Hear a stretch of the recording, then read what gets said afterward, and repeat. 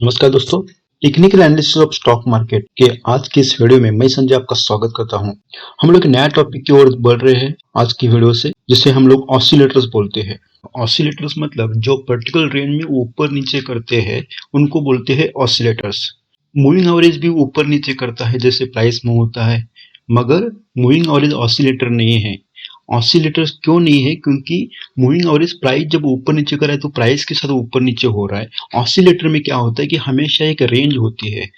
पकड़ लीजिए कि 0 से 100, तो प्राइस कितना भी मूव हो जाएगा, ऊपर जाए नीचे जाएगा, ऑसिलेटर जो रहेगा वो केवल 0 टू 100 के बीच में ऊपर नीचे करेगा। या ऐसा होगा कि उसका एक मिडिल लाइन होगा, सेंटर लाइन होगा, उस सेंटर लाइन के ऊपर और नीचे वो मूव होगा जैसे प्राइस मूव होगा। इसलिए मूविंग एवरेज जो है उसको हम लोग ऑसिलेटर नहीं बोलते। तो ऑसिलेटर एक ऐसा इंडिकेटर है जो टाइम के साथ एक पर्टिकुलर बैंड में ऊपर नीचे करते रहता है। अब ऐसे इंडिकेटर कौन कौन से हैं? जो फेमस इंडिकेटर है उसमें से 3 इंडिकेटर है। एक है आरएसआई, दूसरा है एमएसीडी और तीसरा है स्लो स्टोकेस्टिक्स। मेरे हिसाब से ये जो आरएसआई, एमएसीडी, स्लो स्टोकेस्टिक है उनसे बेहतर दूसरा कोई इंडिकेटर नहीं है, और होगा भी तो सबको आपको पढ़ने की जरूरत नहीं है। ये जो 3 इंडिकेटर है इनफ है आपके लिए। तो ऑसिलेटर का यूज है शॉर्ट टर्म में ओवरबॉट और ओवरसोल्ड जो कंडीशंस होते हैं उनको डिस्कवर करने के लिए। मतलब आप ऑसिलेटर से किसी भी स्टॉक में ओवरबॉट या ओवरसोल्ड कंडीशन आई है क्या, उसको आप ढूंढ सकते हो। अभी ओवरसोल्ड और ओवरबॉट का मतलब क्या है? ओवरबॉट का मतलब ये है कि सपोज कोई भी स्टॉक ऊपर की तरफ जा रहा है, बहुत ज्यादा बढ़ रहा है, तो एक ऐसी सिचुएशन आती है कि स्टॉक इतना ऊपर जा चुका है कि उसके ऊपर जाने की चांसेस कम होते हैं, और उस टाइम पे वो अपने पीक प्राइस से नीचे की तरफ जाने लगता है। मतलब वो एक ऐसे लेवल पे आता है, पीक लेवल पे आता है, जहां से उसमें और बाइंग होने के चांसेस कम है। तो ऐसे टाइम पे हम लोग उस स्टॉक को बोलते हैं कि ओवरबॉट हुआ, जरूरत से ज्यादा उसको बाय किया गया बोल सकते हैं हम लोग, और उसके बाद वो ऊपर नहीं जा सकता। अभी ओवरसोल्ड का मतलब क्या है? ओवरसोल्ड का मतलब कोई भी स्टॉक जब नीचे की तरफ जा रहा है, बहुत नीचे गया है, ऐसे टाइम पे वो इतना नीचे गया है कि उसके ऊपर स्टॉक सेल नहीं होता, मतलब उस स्टॉक में सेलिंग बंद हो चुका है, और उसमें शायद बायर्स लोग एंट्री मारकर उस स्टॉक को ऊपर की तरफ लेके जा सकते हैं। ऐसे स्टॉक को हम लोग बोलते हैं ओवरसोल्ड, जो बहुत नीचे गया है, बहुत नीचे उसका प्राइस गया है और उसके आगे वो नीचे जाने की चांसेस कम है, उसके आगे प्राइस फॉल होने के चांसेस कम है। ऐसे कंडीशन को हम लोग बोलते हैं ओवरसोल्ड। ठीक है। तो ओवरसोल्ड और ओवरबॉट, ये दो कंडीशन जो है उनको डिस्कवर करने के लिए हम लोग ऑसिलेटर्स को यूज करते हैं, और वो 3 ऑसिलेटर्स कौन से हैं? आरएसआई, एमएसीडी और स्लो स्टोकेस्टिक। अभी ओवरबॉट मतलब हम लोग बोल रहे हैं कि जो स्टॉक है बहुत ऊपर गया, उसके ऊपर जाने के चांसेस कम है, ऐसा हम लोग बोल रहे हैं। मगर ओवरबॉट का मतलब ये नहीं कि अभी सेल सिग्नल आ चुका है।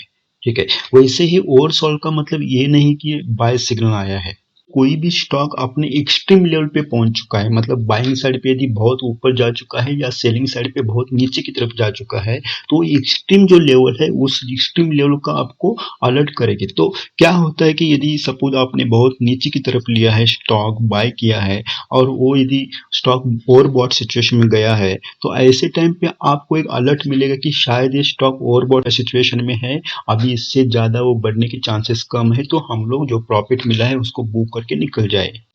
ये मैं इसलिए बोल रहा हूँ क्योंकि हम लोग जब चार्ट में जाएंगे तो आपको समझ में आएगा कि कभी कभी ओवरबॉट होने के बाद भी बहुत स्टॉक ऊपर की तरफ जाता है। तो ओवरबॉट हुआ इसलिए आप सोचकर यदि आप उस स्टॉक को सेल करेंगे तो आपको पता चलेगा कि सेल करने के बाद वो ऊपर की तरफ जा रहा है। वैसे ही ओवर सोल्ड है इसलिए आप बाय करेंगे और उसके बाद स्टॉक नीचे की तरफ जाएगा। तो उसके लिए ओवरबॉट और ओवर सोल्ड, इसका मतलब ये नहीं कि आप डायरेक्टली ओवरबॉट हुआ तो सेल करो, ओवर सोल्ड हुआ इसका मतलब उसको बाय करो, ऐसा नहीं होता। हम लोग जब जैसे चार्ट देखेंगे तो उस टाइम पे आपको इस पॉइंट का एक्चुअल मीनिंग समझ में आएगा। अभी सवाल है कि ऑसिलेटर कौन से मार्केट में यूज करते हैं? क्या उसको ट्रेंडिंग मार्केट में यूज करना है या ट्रेडिंग रेंज में? ट्रेडिंग रेंज मतलब जब स्टॉक कोई भी ऊपर नीचे कर रहा है एक पर्टिकुलर जोन में, तब उसको हम लोग ट्रेडिंग रेंज बोलते हैं। तो पर्टिकुलरली देखिए, ऑसिलेटर जो होते हैं सबसे ज्यादा आपको हेल्प करेंगे जब कोई भी स्टॉक ऊपर नीचे कर रहा है एक हॉरिजॉन्टल रेंज में, एक पर्टिकुलर प्राइस रेंज में ऊपर नीचे कर रहा है। उसी टाइम पे आपको ऑसिलेटर सबसे ज्यादा हेल्प करेंगे, वो आपको बाय या सेल का सिग्नल दे देंगे। दूसरी बात कि ऑसिलेटर जो होते हैं ये स्टॉक का मोमेंटम की इंफॉर्मेशन देते हैं, उसको मेजर करते हैं। स्टॉक का मोमेंटम क्या है, कितना स्पीड से स्टॉक ऊपर नीचे कर रहा है, जिस मोमेंटम से प्राइस ऊपर जा रहा है उस मोमेंटम को ऑसिलेटर मेजर करता है और उसके हिसाब से ओवरबॉट और ओवरसोल्ड जोन आपको इंडिकेट करेगा, बाय और सेल सिग्नल आपको दे देगा। अब ऑसिलेटर जो होते हैं वो किसी भी चार्ट के बॉटम पार्ट में पर्टिकुलर हॉरिजॉन्टल बैंड में उसको प्लॉट किया जाता है। यहाँ पे देखिए मैंने जस्ट आपको एमएससीडी स्लो स्टोकेस्टिक और आरएसआई दिखाई। एमएससीडी जो है ऊपर वाला एमएससीडी है, जीरो लाइन जो है ये देख रहे हैं आप, ये जीरो लाइन है। यहाँ पे देखिए 0.2 है, उसके ऊपर ये जीरो लाइन है ऐसा। ये जो है स्लो स्टोकेस्टिक है, लेवल है 0 to 100 के बीच में ऊपर नीचे होता है। आरएसआई जो है उसका लेवल होता है 0 to 100। अभी ऑसिलेटर से इंडिकेटर जो है उनको यूज करते समय कौन कौन सी प्रिकॉशन लेनी चाहिए। हमेशा कुछ प्रोवन इंडिकेटर्स को आप यूज कर लीजिए। हर किसी इंडिकेटर को मास्टर होने की जरूरत नहीं है। Maximum 3 indicator more than enough है। अभी जब मार्केट में आप बाय या सेलिंग करते हो तो केवल इंडिकेटर या ऑसिलेटर के बेसिस पे आप किसी भी स्टॉक को आप ट्रेड नहीं करोगे। उसके साथ ही आपको 2 या 3 बाकी सपोर्टिव इंडिकेटर्स भी आपको यूज करना चाहिए। यदि आप केवल आरएसआई या एमएससीडी को केवल और प्राइस के साथ आप जाते हो तो उससे आपको फॉल्स सिग्नल मिल सकता है। और यदि आपको सपोज अभी आपने क्या किया है कि आप एमएससीडी भी यूज कर रहे हो और उस टाइम पे आप आरएसआई भी यूज कर रहे हो, दोनों से आपको अलग अलग सिग्नल मिलता है, तो ऐसे टाइम पे आप उस स्टॉक को ट्रेड करना नहीं है, ठीक है। या आप आरएसआई के साथ दूसरे कुछ इंडिकेटर यूज कर रहे हो, ऐसे टाइम पे आरएसआई आपको पॉजिटिव सिग्नल दे रहा है मगर बाकी जो इंडिकेटर जो है आपको, फॉर एग्जांपल मैं बोलूंगा कि मूविंग एवरेज है, तो ऐसे टाइम पे मूविंग एवरेज यदि आपको निगेटिव सिग्नल दे रहा है तो ऐसे टाइम पे आप उस स्टॉक में एंट्री नहीं मारना ही अच्छा होगा। अभी हम लोग आरएसआई, एमएससीडी और स्लो स्टोकेस्टिक जो है उनका मेनली इंपॉर्टेंट रहेगा डाइवर्जेंस के लिए। तो जब भी आपको ऑसिलेटर का मूवमेंट और प्राइस का मूवमेंट इसमें जब डाइवर्जेंस मिलता है तो उस डाइवर्जेंस को आपको कैच करना है और उसके हिसाब से आपको ट्रेडिंग करना है। डाइवर्जेंस क्या होता है, वैसे उसको कौन कौन से टाइप के डाइवर्जेंस है उसके बारे में हम लोग अलग सा वीडियो बनाएंगे, एकदम डिटेल में हम लोग उसके बारे में पढ़ेंगे। कोई भी ऑसिलेटर अपना मिड पॉइंट या अपनी जीरो लाइन जो होती है, फॉर एग्जांपल एमएससीडी हम लोग जीरो लाइन बोलते हैं, बाकी जो इसमें है उसको हमारे पास मिडिल लाइन होता है, समझ लीजिए।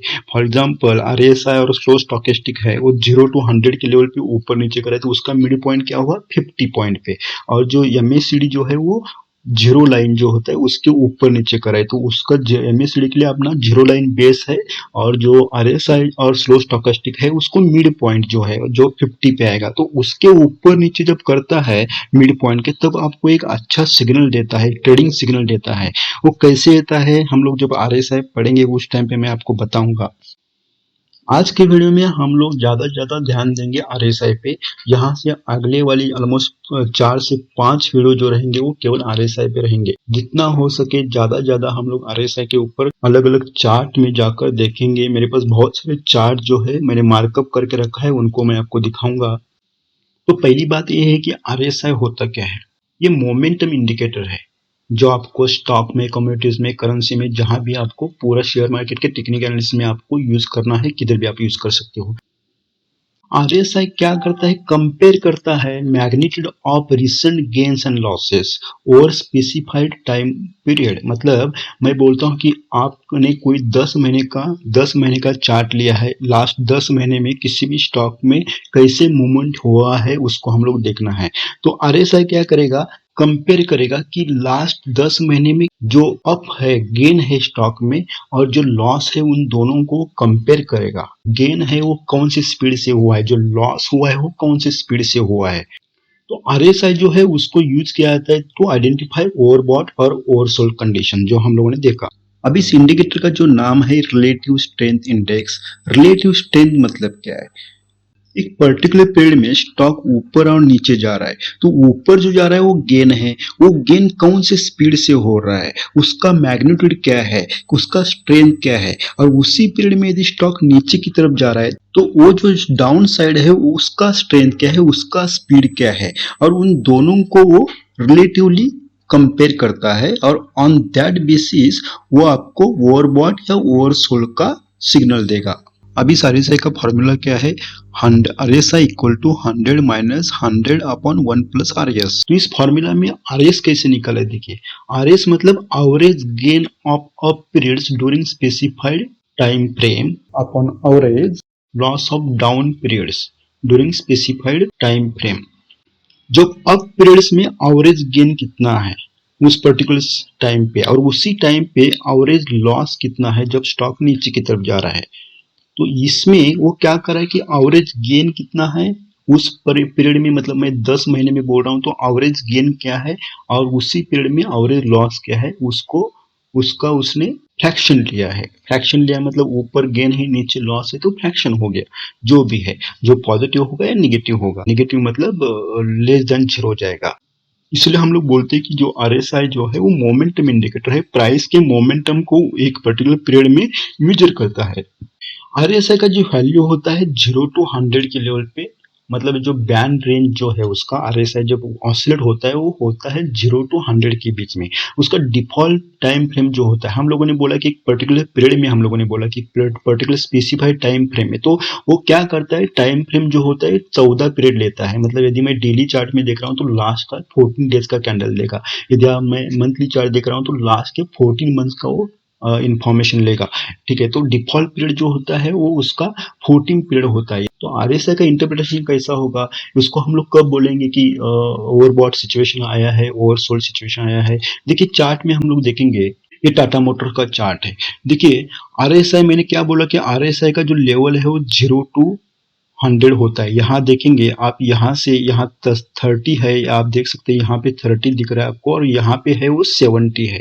ये जो ऊपर की लाइन डॉटेड लाइन है, ये दोनों डॉटेड लाइन है, वो ऊपर की डॉटेड लाइन है 70 पे सेट होती है, नीचे की डॉटेड लाइन है वो 30 पे सेट होती है। उसके नीचे यहाँ 0 है, यहाँ पे 100 है। तो RSI जो है पूरा मूव होता है 0 टू 100 के बीच में। अभी यहाँ पे आप डॉटेड लाइन जो देख रहे हो वो है ऊपर की 70 पे और नीचे की जो है 30 पे। अभी उनका सिग्निफिकेंस क्या है, हम लोगों ने क्या बोला कि RSI जो है उसको ओवरबॉट और ओवरसोल्ड सिचुएशन को डिटेक्ट करने के लिए हम लोग यूज करते हैं। तो ओवरबॉट कब होगा, जब भी RSI 70 जो है वैल्यू उसके ऊपर जाएगा। ये 70 पे सेट किया हुआ है, डिफॉल्ट सेटिंग है। जब भी वो 70 के ऊपर जाएगा ऑसिलेट होगा। ये देखिए जो रेड लाइन हम जो देख रहे हैं यहाँ पे, यहाँ ये वाला है, उसको हम लोग RSI ऑसिलेटर बोलते हैं। ठीक है, यहाँ उसका सेटिंग क्या है, 14 टाइम फ्रेम के लिए डिफॉल्ट सेटिंग है। अभी यहाँ पे मैं जाऊंगा उसके इसमें सेटिंग में, तो आप यहाँ देख सकते हैं कि देखिए अपर लिमिट क्या है, 70 रखा है, लोअर लिमिट जो है 30 रखा है। ठीक है, तो ये जो है अपर लिमिट है, ये जो है लोअर लिमिट है। जब भी वो 70 के ऊपर जाएगा, मतलब 80 जाएगा, 90 जाएगा, उस लेवल पे जाएगा, 70 के ऊपर जाएगा, तो हम लोग उसको बोलेंगे ओवरबॉट। तो ओवरबॉट मतलब अभी स्टॉक इतना ऊपर जा चुका है कि अभी जाता उससे ज्यादा ऊपर जाने के चांसेस कम है और इसलिए बेचना चालू करो। और ओवरसोल्ड मतलब जब भी स्टॉक 30 के नीचे आता है, ये जो 30 लाइन है, 30 का जो नीचे वाला लिमिट है, लोअर लिमिट, उसके नीचे जब जाता है तो हम लोग बोलते हैं ओवरसोल्ड हुआ। देखिए यहाँ पे ओवरसोल्ड हुआ, यहाँ पे थोड़ा सा उसने दिखाया। तो जब 30 के नीचे जाएगा तो हम लोग बोलते हैं ओवरसोल्ड हुआ, अभी ज्यादा नीचे जाने वाला नहीं है, बाय करना चालू करो। तो उसको हम लोग बोलते हैं ओवरसोल्ड। अभी हम लोग बोल रहे हैं कि RSI का डिफॉल्ट जो सेटिंग है 14 है। यहाँ पे आप देख सकते हो मेरा कर्सर पे यहाँ दिखे। अभी यहाँ को इसको मैं क्या करता हूँ कि जो सेटिंग है डिफॉल्ट सेटिंग उसको मैं चेंज करता हूँ। कुछ लोग 10 यूज कर सकते हैं, कुछ लोग 25 यूज कर सकते हैं, मगर उससे क्या होता है हम लोग देखेंगे। अभी ये जोन जो है मैंने यहाँ पे, ये इसी जोन में हम लोगों ने अभी 14 का यूज किया, 14 का RSI डिफॉल्ट सेटिंग यूज किया है। तो उसके साथ उसके बाद ये जो RSI कैसे बिहेव कर रहा है उसको देखो। यदि मैं इसी को यदि चेंज करता हूँ, पकड़ लीजिए मैं इसको 5 करता हूं, तो यहां चेंज क्या होता है आप देख लीजिए। देखिए जब 14 था उस टाइम पे कैसा था, और जब मैं 5 करता हूं उस टाइम पे कैसा है। देखिए जब मैं 14 रख रहा हूं उस टाइम पे उसी जोन में, ये जो येलो जोन है, इस येलो जोन में आप ओवरबॉट और ओवरसोल्ड सिचुएशन कितनी बार आया है वो देखो। तो इस पर्टिकुलर जोन में आप देखेंगे जब 14 पे RSI था तब उस टाइम पे 1 2 3 जगह पे मुझे ओवरबॉट सिचुएशन मिला है। ओवरसोल्ड सिचुएशन जो है एक टाइम पे एक बार मिला है। अभी इसका मैं उसको जो पीरियड जो है डिफॉल्ट सेटिंग उसको मैं कम करता हूँ, 5 किया। तो उस टाइम पे जब मैं 5 रखता हूँ यहाँ पे देखिए, तब मुझे कितनी बार मिला देखिए ओवरबॉट सिचुएशन, 1 2 3 4 5 6 और यहाँ पे 3 बार मिला। इसका मतलब ये है कि जब मैं RSI का जो टाइम फ्रेम है उसको मैं कम करता हूँ तब वो ज्यादा आपको ओवरबॉट या ओवरसोल्ड सिग्नल देगा। और जब मैं बढ़ा देता हूँ, समझ लीजिए यदि मैं इसको बढ़ाता हूँ, अभी मैं इसको 20 कर देता हूँ तो क्या होगा, देखिए देखिए मेरा जो और अभी पहले तो ओवरसोल्ड मुझे एक बार मिला था 40 पे मुझे एक बार मिला था ओवरसोल्ड। ओवरबॉट जो था वो मुझे 3 बार मिला था इसी जोन में। अभी जब मैं 20 कर रहा हूँ तो मुझे एक ही बार ओवरबॉट मिल रहा है इस जगह पे थोड़ा सा। अभी मैं वापस इसको 25 करता हूँ,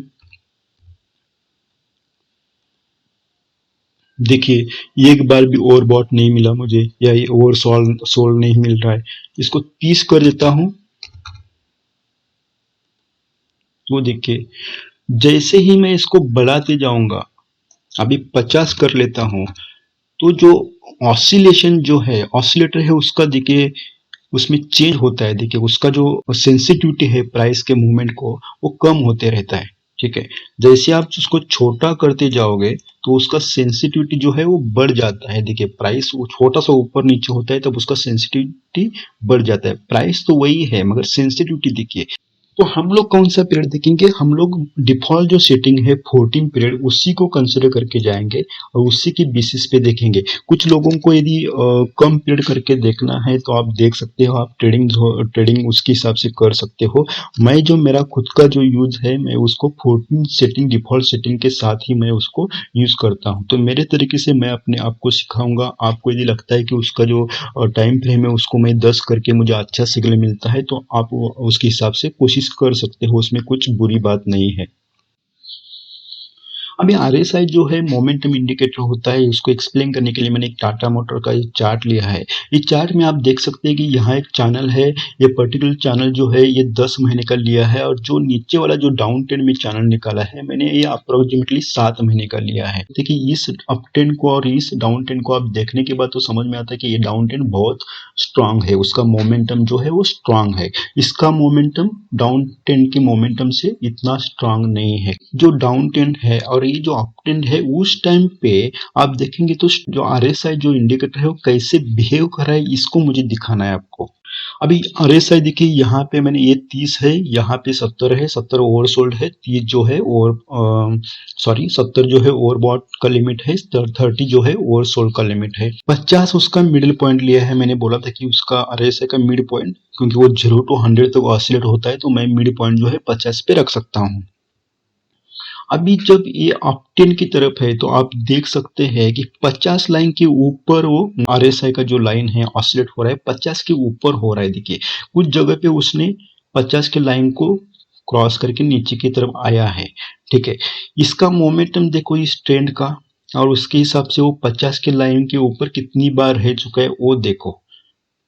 ठीक है, या 50 के लाइन को टच कितनी बार किया वो देखो। यदि मोमेंटम इसका कितना मोमेंटम मतलब क्या है, जो स्ट्रेंथ है वो अपट्रेंड की स्ट्रेंथ देखो उसके हिसाब से 50 के लाइन को नीचे की तरफ कितनी बार टच किया वो उसको देखो। और इसी मोमेंटम को देखो, ये जो मोमेंट है डाउन ट्रेंड उसके मोमेंटम को देखो और उस टाइम पे वो 50 के लाइन के को ऊपर की तरफ कितनी बार टच किया वो देखो। क्योंकि अपटेन जो है अपटेन के टाइम पे जो स्टॉक है वो 50 के RSI के लाइन जो है वो या मिड पॉइंट है उसके ऊपर रह रहा है। देखिए मोस्ट ऑफ द टाइम जो मेरा RSI है वो 50 के ऊपर है और यहाँ पे क्या है डाउन ट्रेंड में मोस्ट ऑफ द टाइम जो RSI जो आप दिखा रहे हो देख रहे हो ऑसिलेटर है वो 50 लाइन के नीचे है, मिड लाइन के नीचे है। मगर दोनों का स्ट्रेंथ देखोगे, यहाँ पे स्ट्रेंथ बहुत ज्यादा है, यहाँ पे स्ट्रेंथ बहुत कम है। और जब स्ट्रेंथ कम होता है तब वो 50 के लाइन को बार बार टच कर रहा है, मगर स्ट्रेंथ ज्यादा होती है तो 50 लाइन को वो टच बार बार नहीं कर रहा है। यहाँ पे देखिए कितनी बार किया, मगर इस जगह पे कंपेयर टू दिस पोर्शन उसने 50 के लाइन को ज्यादा टाइम के लिए टच नहीं किया। कहने का मतलब ये है कि जब भी स्ट्रेंथ ज्यादा होती है मार्केट में ऊपर की तरफ या नीचे की तरफ तो वो मिड पॉइंट को ज्यादा से ज्यादा टच नहीं करता। मतलब नीचे की तरफ जा रहा है तो मिड पॉइंट को कम टच करेगा, मतलब वो 50 के नीचे ही रहेगा, मोस्टली ज्यादा टच नहीं करेगा यदि स्ट्रेंथ और डाउन ट्रेंड का स्ट्रेंथ ज्यादा रहेगा। तो यदि अप ट्रेंड का स्ट्रेंथ ज्यादा होता वो 50 लाइन को कम से कम टच करता, और इसीलिए इसीलिए हम लोग उसको मोमेंटम इंडिकेटर बोलते हैं। प्राइस में कितना मोमेंटम है, स्पीड है, उसको मेजर करके उसके हिसाब से वो ओवरबॉट या ओवरसोल्ड देता है। यहाँ पे देखिए जो प्राइस का मोमेंट है, मोमेंटम है वो बहुत स्ट्रांग है। मोमेंट मतलब जो डाउनफॉल हो रहा है वो बहुत फास्ट हो रहा है, और इसलिए उसने बार बार अपने को ओवरसोल्ड दिया। और इस जगह पे प्राइस का मूवमेंट कंपेयर टू दिस ना इतना ज्यादा नहीं, इसलिए उसने आपको बार बार ओवरबॉट नहीं दिया है यहाँ पे। यदि यही ट्रेंड यदि और थोड़ा सा अप ट्रेंड स्ट्रांग होता तो ये आपको शायद ये जो मिड लाइन है, मिडिल लाइन को बार बार टच भी नहीं करता, और 70 के ऊपर आपको ये जो आरएसआई है जाते हुआ दिख सकते थे आप। मगर ऐसा नहीं हो रहा है। यहाँ पे देखिए कैसे वापस वापस ओवरसोल्ड को टच करा है, क्योंकि जो मोमेंटम है बहुत स्ट्रांग है। तो इस चार्ट में मैंने आपको दिखाया है 2017 का चार्ट, 2017 तक का चार्ट है ये। यहाँ पे आप देख सकते हो आपको मल्टीपल, ये वीकली चार्ट है। यहाँ पे आप देख सकते हो, यहाँ पे जो ऊपर वाला जो पार्ट है मैंने रेड किया है, वो जो रेड पोर्शन है वो ओवरबॉट सिचुएशन है। जब 70 के ऊपर, 70 के ऊपर स्टॉक ऊपर की तरफ गया है, और उसी टाइम पे जब 30 के नीचे जा चुका है, यहाँ पे देखेंगे 30 के नीचे गया है, उस टाइम पे उसको हम लोग ओवरसोल्ड बोलते हैं। अभी आरएसआई का जो होता है मूवमेंट, जो प्राइस मूवमेंट है,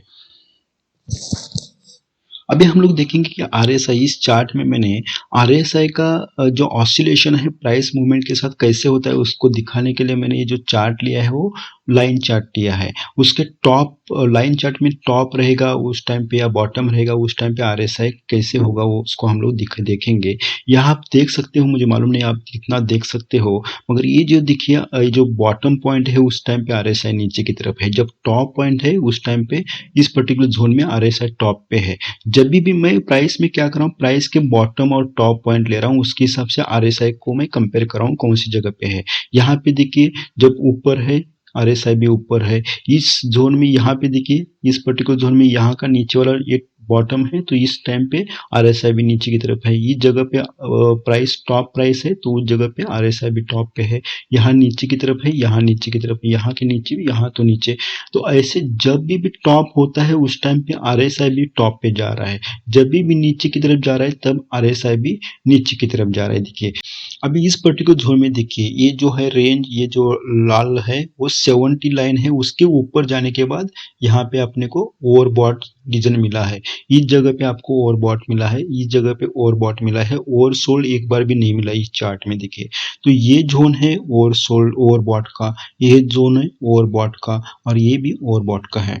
तो आज की इस वीडियो में इतना ही। मैं इस वीडियो को इतना अच्छी तरह से बना नहीं पाया, कुछ रिस्ट्रिक्शन है आज, और मुझे ये वीडियो बनाना ही था। आपको यदि अच्छा लगा हो तो इस चैनल को सब्सक्राइब कर लीजिए, अपने दोस्तों के साथ इस चैनल को शेयर कर लीजिए।